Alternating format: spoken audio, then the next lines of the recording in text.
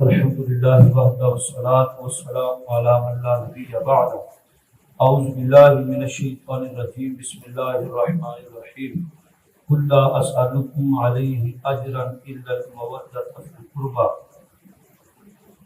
نبی اکرم صلی اللہ علیہ وسلم کے لیے قرآن مجید میں سورہ شورى میں یہ بات بیان ہوئی ہے اور یہ کمال درجے کی بات ہے نبی اکرم صلی اللہ علیہ وسلم کے رشتہ داروں کے متعلقہ ادب و احترام کے لحاظ سے، آپ کے اہل بیت کے متعلقہ ادب و احترام کے لحاظ سے کہ کل سالکم علیہ اجرا، میں تم سے اس تبلیغ جو دین کی تبلیغ کی ہے اس کے بدلے میں تم سے کوئی اجر نہیں چاہتا، بلکہ میں صرف یہی چاہتا ہوں کہ تم میرے رشتہ داروں کے ساتھ محبت کرو، میرے اہل بیت کے ساتھ، الا المودۃ فی القربى، میرے جو قرابت دار ہیں ان کا ادب، ان کا احترام، ان کی عزت کا پاس، ان کا مقام اور مرتبہ ذرہ برابر بھی نیچا کرنے کی کوشش نہیں کرنی۔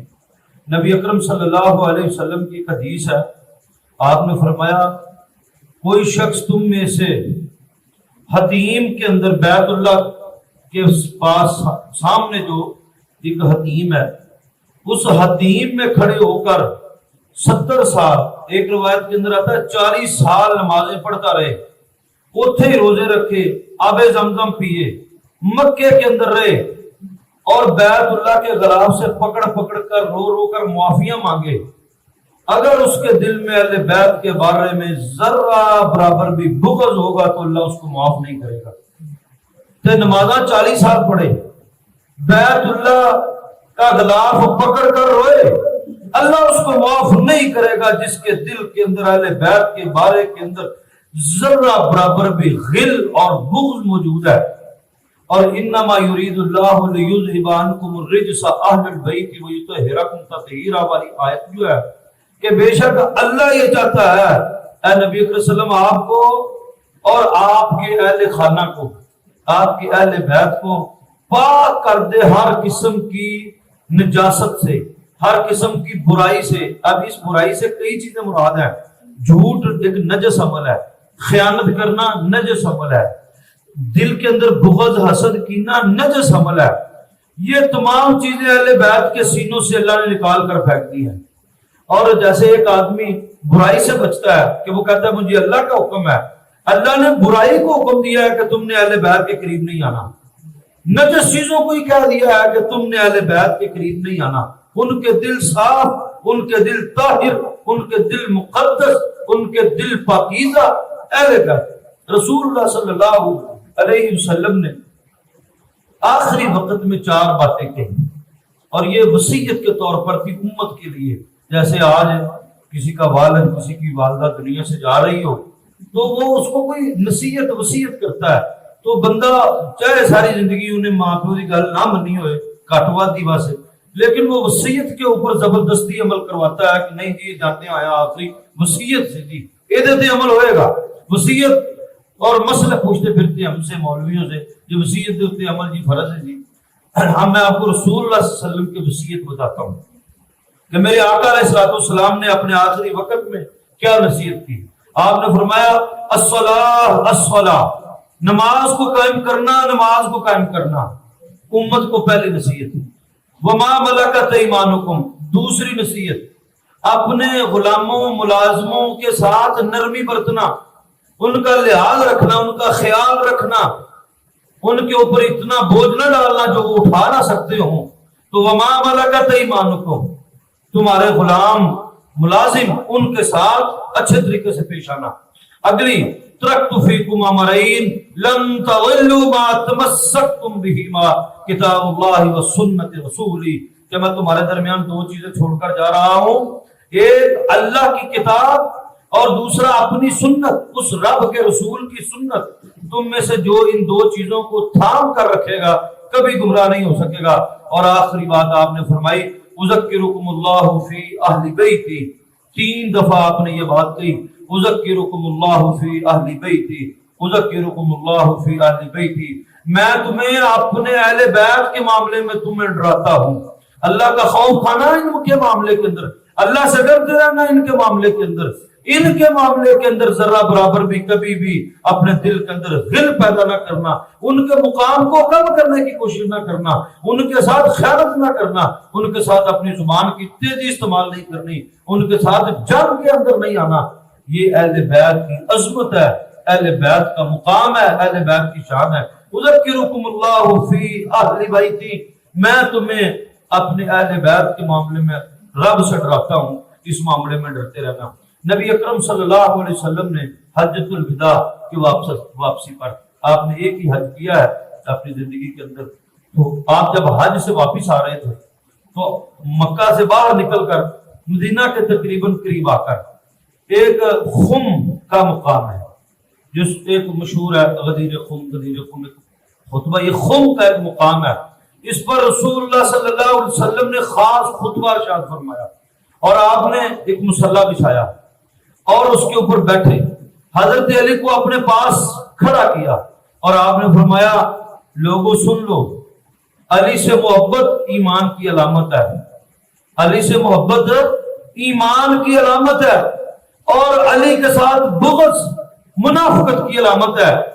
یہ مولا ہے، اہل ایمان کا مولا ہے، اہل ایمان کا مومنین کا مولا ہے، یہ مولا علی ہے، یہ مومنین کا دوست ہے۔ تم جان لو کہ میں تم لوگوں کو آج اپنے اہل بیت کے معاملے میں اللہ سے ڈراتا ہوں کہ تم ان کے حق کے اندر اللہ کے معاملے میں اللہ سے ڈرتے رہنا۔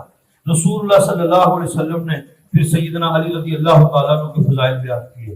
نبی اکرم صلی اللہ علیہ وسلم نے پھر فرمایا علی میرے بعد تم نے میری جگہ پر قربانی کرنی ہے۔ حضرت علی رضی اللہ تعالیٰ عنہ نے ساری زندگی 2 بکرے ذبح کیے، ایک اللہ کے رسول کی طرف سے اور ایک اپنی طرف سے، کہ یہ میرا جانشین ہے، تو یہ اپنے خاندانی لوگ یہاں پر یہ کہتے ہیں کہ جی خلافت کی جانشین، ایک ہوتا ہے خاندانی جانشین۔ اب خاندانی جانشین اور امت کے جانشین میں فرق ہے۔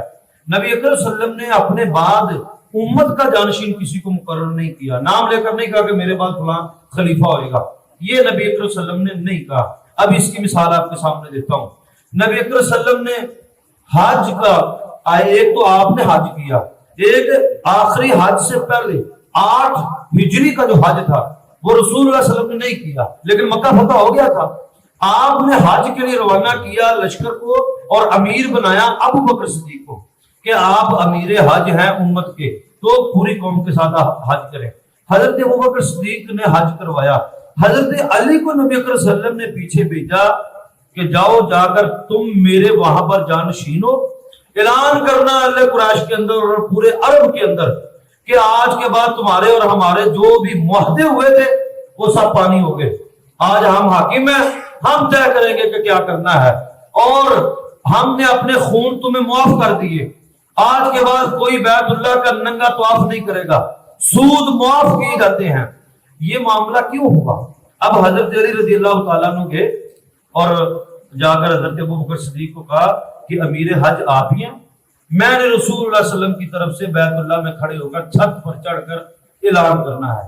وجہ کیا ہوتی تھی کہ یا تو جو میں نے معاہدہ کیا ہے کسی کے ساتھ تو عرب کا رواج تھا، یا تو وہ اعلان میرا بیٹا کرے یا میرا چاچا کرے، تو تب ماما نہیں، ماما اگلا خاندان ہوتا ہے، چاچا میرا خاندان ہے، چاچا یہ خاندان ہے، ماما اگلا خاندان، یا میرا چاچا کرے گا یا میں کروں گا یا میرا پتر کرے گا، خونی رشتہ ہو، خونی رشتہ۔ حضرت ابو بکر صدیق کا رسول اللہ صلی اللہ علیہ وسلم کے ساتھ ڈائریکٹ خونی رشتہ نہیں تھا، جبکہ حضرت علی رضی اللہ تعالیٰ عنہ آپ کے چاچے کے بیٹے خونی رشتہ تھا، تو بیٹی تھی ان کے گھر میں، بیٹی تو حضرت عثمان کے گھر میں بھی تھی، لیکن خونی رشتہ حضرت عثمان کے ساتھ نہیں تھا، تو لہذا یہاں پر ایک اصول تھا عرب کا، اور اسی کو گھما پھرا کر کہتے ہیں نہیں جی حضرت علی کو پہلی خلافت نہیں۔ اب اس پر میں ان اختلافات میں نہیں آتا کیونکہ میرا اصل موضوع اہل بیت ہی کی عظمت ہے، اہل بیت کا مقام بیان کرنا، کمپیریزن کرنے کی ضرورت نہیں ہے۔ حضرت ابو بکر صدیق کا اپنا مقام ہے، حضرت عمر کا اپنا مقام ہے، اور اہل بیت کا مقام اور شان بہت بلند ہے۔ تو نبی اکرم صلی اللہ علیہ وسلم نے بیماری کی حالت میں لوگوں کو حکم دیا کہ نماز کرواؤ، میں آج نماز نہیں پڑھا سکوں گا. اور اتنے جو ہے وہ بیماری کی نکاہت اور کمزوری، حالانکہ 63 سال عمر بہترین عمر تھی، چلتے پھرتے تھے رسول اللہ صلی اللہ علیہ وسلم، بلکہ آپ نے 3 ماہ پہلے جو ہے وہ سفر کیا تھا. تو بیماری نے نکاہت اور کمزوری کر دی. صحابہ کرام نے حضرت ابوبکر صدیق کو ڈھونڈا، نہیں ملے. حضرت عمر کو کہا نماز پڑھائے، حضرت عمر نے نماز پڑھا دی.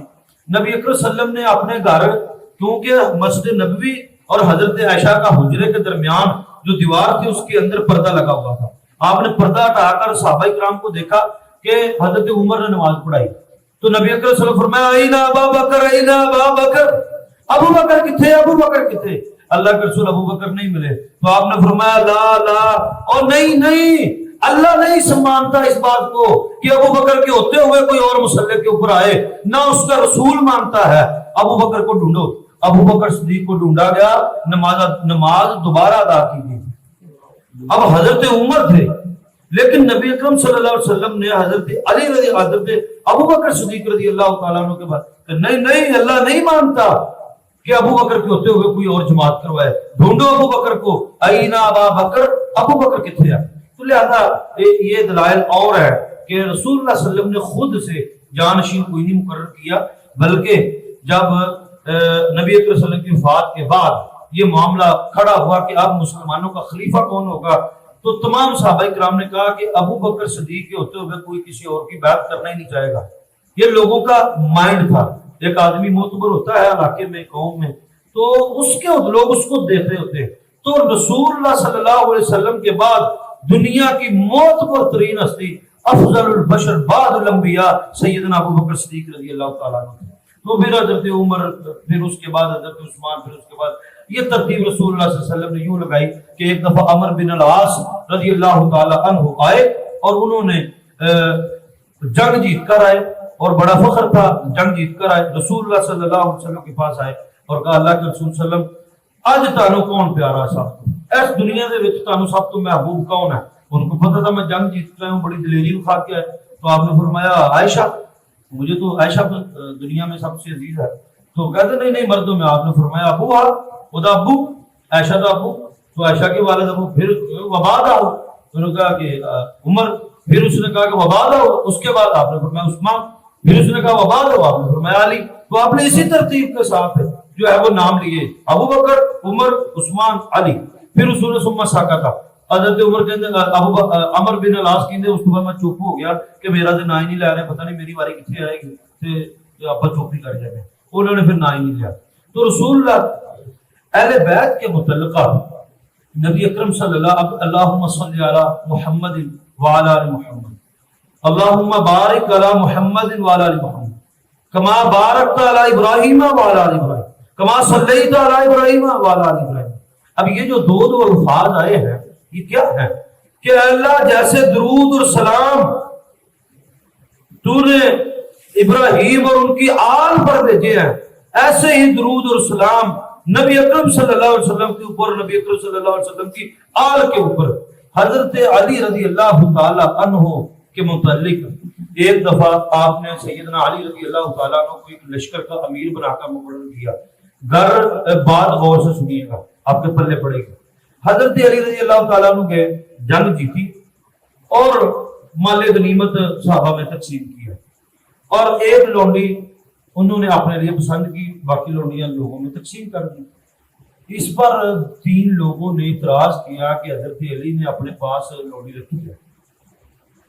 تو حالانکہ انہوں نے باقی مال سارا بانٹا، دل کے اندر ان کے بغض آ گیا، دل کے اندر ان کے اندر خلش آ گئی حضرت علی رضی اللہ تعالیٰ عنہ کو لے کر. یہ تو ایمان کو پرکھنے کا پیمانہ ہے، علی کی محبت، ایمان کو پرکھنے کا پیمانہ، یہ کوئی لیول ہے سیدنا علی رضی اللہ تعالیٰ عنہ کی محبت، اچھو ایمان پرکھا جائے گا. نبی اکرم صلی اللہ علیہ وسلم کے پاس ہوا ہے اور وہاں سے پہلے چل پڑے تیز دوڑاندے کہ نبی اکرم صلی اللہ علیہ وسلم سے اس لشکر کے پہنچنے سے پہلے مدینہ میں ہم پہنچ جائیں. یہ آئے، انہوں نے آتے ہی کہا جی علی نے ناانصافی کی ہے، اور یہ بہت بڑا بہتان تھا. جب کہ اللہ نے کہا انما یرید اللہ لیذھب عنکم الرجس، ہم نے ہر طرح کی رجس جو ہے وہ اہل بیت کے دل سے نکال دیا تو ناانصافی رجسی ہوئی، ناانصافی گندگی ہے، ناانصافی گناہ ہے، تو ہو سکتا ہے کہ گناہ اہل بیت کے پاس آئے۔ اب اس پر نبی اکرم صلی اللہ علیہ وسلم نے اس کی بات ہی نہیں سنی، ان تین بندوں کی۔ آپ نے ادھر منہ کر لیا، پھر ادھر منہ کر لیا، پھر اس طرف منہ کر لیا، پھر نبی اکرم صلی اللہ علیہ وسلم اٹھ کر گھر چلے گئے۔ تھوڑی دیر بعد لشکر آ گیا۔ جب لشکر مدینہ مسجد نبوی کے اندر پہنچا، نبی علیہ وسلم گھر سے باہر آئے اور آپ ممبر پر چڑھے۔ آپ نے فرمایا علی میرے پیچھے کھڑے ہو جاؤ۔ آپ نے فرمایا کیا ہو گیا تمہیں کہ تم لوگوں نے علی کی تقسیم کے اوپر اختلاف کیا ہے، جبکہ اللہ نے سورہ احزاب کے اندر اہل بیت کا حصہ پورے مال غنیمت میں 5واں رکھا ہے، خمس رکھا ہے۔ علی نے تو صرف ایک لونڈی لی ہے، جبکہ علی اس پورے مال پر حق رکھتا ہے۔ یہ تو اس کی بڑی اعلیٰ ظرفی ہے کہ انہوں نے صرف ایک چیز لی ہے، جبکہ اللہ نے سورہ احزاب کے اندر اہل بیت کا 5واں حصہ رکھا ہے، انہوں نے تو 5واں نہیں لیا۔ اس کی اعلیٰ ظرفی ہے۔ اور سن لو تم میں سے کوئی شخص اس وقت تک مومن نہیں ہو سکتا جب تک وہ میری محبت کی وجہ سے میرے رشتہ داروں سے محبت نہیں کرتا۔ جب اس وقت تک وہ مومن نہیں ہو سکتا، لا یؤمن احدکم، تم میں سے کوئی اس وقت تک مومن نہیں ہو سکتا۔ ایک ایڑی محبت ہوئی کہ اللہ کے رسول کے ساتھ محبت ہے اور اہل بیت نال دعوت ہے، اللہ کے رسول کے نال محبت ہے، اہل بیت کے بارے کے اندر غلو ہے، اہل بیت کے بارے کے اندر جو ہے دل کے اندر غل اور عناد ہے، ایک ایڑی محبت۔ آپ نے فرمایا میری محبت اور میرے اہل بیت کی محبت یہ دونوں لازم و ملزوم ہے۔ یہ نہیں ہو سکتا کہ کوئی میری محبت کا دم بھرے اور میرے اہل بیت کے بارے کے اندر غلط باتیں کرے۔ یہ وہ کڑے نبی نے، یہ وہ کڑے نبی نے، پاک ہستی صرف اللہ کے رسول نے، تو یہ پاک ہے۔ اللہ نے قرآن مجید کے اندر کہا ہے انما یرید اللہ لیذھب عنکم الرجس، جن کی پاکی کی گواہی قرآن مجید میں اللہ نے دیا۔ یہ تو پاک کون ہستیاں ہو سکتی ہیں؟ یہ تو طاہر ہستیاں کون ہو سکتی ہیں؟ یہ تو مقدس ہستیاں کون ہو سکتی ہیں کہ قرآن مجید کے اندر اللہ رب العالمین نے کہا کہ برائی کو منع کر دیا کہ تسی اہل بیت کے قریب نہیں آنا۔ رسول آخری حدیث، آخری بات، نبی اکرم صلی اللہ علیہ وسلم کے پاس ایک دفعہ حضرت عباس آئے۔ انہوں نے کہا کہ اللہ کے رسول صلی اللہ علیہ وسلم میں نے دیکھا ہے کہ جو مکے کے لوگ ہیں یہ بنی نذیر سے ملتے ہیں یا قریش کے دوسرے لوگوں سے ملتے ہیں یا آپس میں ایک دوسرے سے قبائل ملتے ہیں تو بڑے میٹھے بڑیاں میٹھیاں میٹھیاں گلاں کرتے ہیں اور بڑیاں کھلیاں گلاں، گپ شپ، فری ماحول۔ لیکن جیسے ہی وہ ہمیں بنی ہاشم کو اور بنی قریش کو، ہم قریش نہیں، قریش میں سے ہاشم، نسل ہاشمی قریشی ہیں، قریش سب ہے، ہاشمی نبی اکرم صلی اللہ علیہ وسلم ہے۔ تو جدوں وہ ہاشمی سانو ملتے ہیں ادو انہوں نے متھے تے تریوڑی ہوندی ہے، ساڈے نال ذرا کھل کے نہیں ملتے، یہ ہم سے کس بات کی دعوت رکھتے ہیں؟ اس پر پھر نبی اکرم صلی اللہ علیہ وسلم نے پورا خطبہ دیا۔ آپ نے فرمایا تم مجھے میرے اہل بیت کے معاملے میں اذیت نہ پہنچاؤ، جس شخص نے تم میں سے میرے اہل بیت کو اذیت پہنچائی اس نے مجھے اذیت پہنچائی، جس نے مجھے اذیت پہنچائی اس نے اللہ کو اذیت پہنچائی۔ کہ میرے دل کو تکلیف پہنچے تو اللہ کو تکلیف نہیں آئے گی، اللہ رب العالمین کو اس چیز۔ تو نبی اکرم صلی اللہ علیہ وسلم فرمایا جان لو تم میں سے کوئی شخص اس وقت تک مومن نہیں ہو سکتا جب تک وہ میری محبت کی وجہ سے میرے اہل بیت کے ساتھ محبت نہ کرے، اور تم میں سے جس نے میرے اہل بیت کو تکلیف پہنچائی اس نے مجھے تکلیف پہنچائی، جس نے مجھے تکلیف پہنچائی اس نے اللہ کو تکلیف پہنچائی۔ اللہ رب العالمین صحیح طور پر عمل کی توفیق عطا فرمائے۔ کل انشاءاللہ سیدنا حسنین کریمین کی عظمت اور فضیلت پر گفتگو ہوگی۔